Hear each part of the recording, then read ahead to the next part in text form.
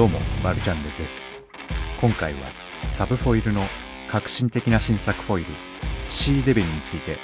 昨今の技術進化が著しい AI を駆使して、いつもの動画とは少し変わったアプローチ、ポッドキャストスタイルで解説していきたいと思います。ご存知の方も多いとは思いますが、サブフォイルはイタリア発の高性能ハイドロフォイルブランドです。ウィングフォイルや回答、サップなどに対応し、超高品質なカーボン製ハイドロフォイルは世界中のフォイルライダーたちに愛されています。それではどうぞ。さて今回はですね、サブフォイルの C デビル、これかなりユニークなコンセプトのハイドロフォイルですよね。そうなんです。一つのフォイル二つの魂でキャッチコピーがもう全てを物語ってる感じで、 YouTube のポップラインチャンネルとかサブフォイル自身の動画、あと公式サイトの情報をもとにちょっと深く見ていきたいなと。はい、安定性とそれからかなり過激なカービング性能、この相反するものをどう両立させてるのか。この C デビルの設計の面白さとか実際の性能、それからどういう方に合うのか、あなたと一緒に探っていければと思いますね。まずはその革新、やっぱりそのスタビを着脱できるっていう特許出願中のデザイン、ここですよね。まさにそこが一番の特徴でしょうね。スタビ、つまり尾翼ですけど、これをつけた状態がテールモード、はい、で外すとローモードになると、これで乗り味がガラッと変わるわけです。テールモードは安定性が高いってことでしたよね。非常に安定していてコントロールしやすい。メーカーは従来のフォイルよりも安定してるとまで言ってますね。それはすごいですね。初心者の方とかリラックスして乗りたい時にはかなり良さそう。そうですね。微風コンディションでとにかく安心感が欲しいっていう場合にも最適だと思います。レビューでもスムーズだって評価が多いです。なるほど。で、その逆がスタビを外したローモード、こっちが過激な側面。そういうことです。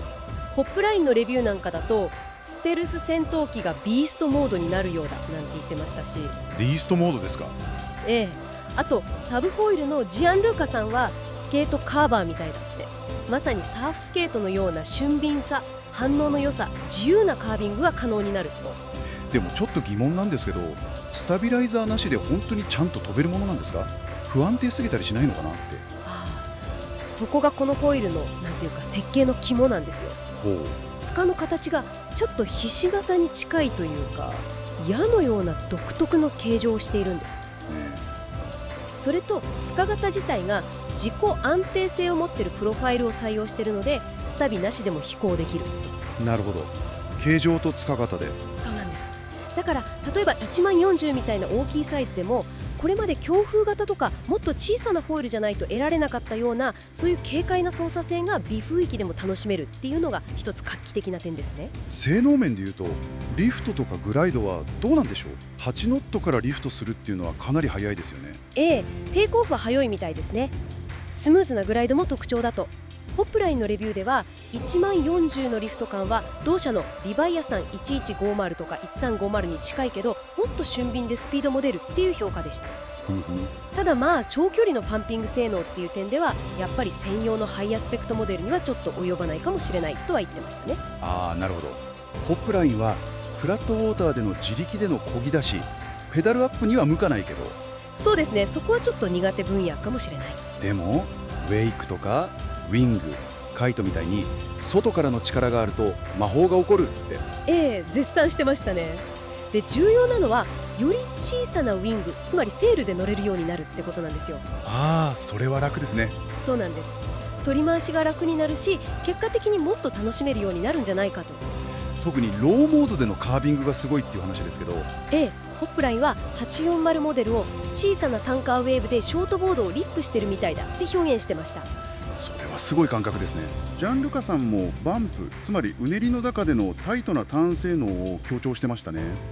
あと意外と低速でのリフトもあるみたいで。だから方向転換とかでちょっとバランス崩しても失速しにくいっていうメリットもあるようです。なるほど。サイズは今1040と840の2つが出てるんですね。はい、そうです。それぞれどういうライダーに向いてるんでしょうか？まず1040ですけど、これは表面積が大きいのでテイクオフがより簡単でグライドもスムーズなので、フリーライドとかダウンウィンド、あと体重が多めの方、それから風行きでいうと、8ノットから18ノットくらいで楽しみたい方に向いてるかなと。最大でも6平米のウィングで十分とか。メーカーはそう言ってますね。じゃあ840は？ 840はよりコンパクトで速くて反応が良い。はい。なので13ノットから25ノットくらいのちょっと強めの風行きでもっとサーフィンみたいにタイトに曲がりたいとか、自由な動きを求めるライダーに人気が出そうですね。カイトフォイルでも新しい感覚が味わえそうですね。面白い選択肢だと思いますよ。対象ライダーとしては初心者からエキスパートまで幅広く考えられてるみたいです。テールモードでまず慣れて自信がついたらローモードに挑戦みたいな。そういうステップアップが自然にできる設計ですね。ホップラインは特に微風でも最大限楽しみたいフリーライダーとか、大きいセールを使いたくないライダーにとってはワンウィングクイバー、つまりこれ1本あればいろいろできる万能なホイールになる可能性があるって評価してました。いやー、サブフォイルの仕入れ例本当に革新的ですね。スタビライザーをつけるか外すかで安定クルーズからもう過激なカービングまで、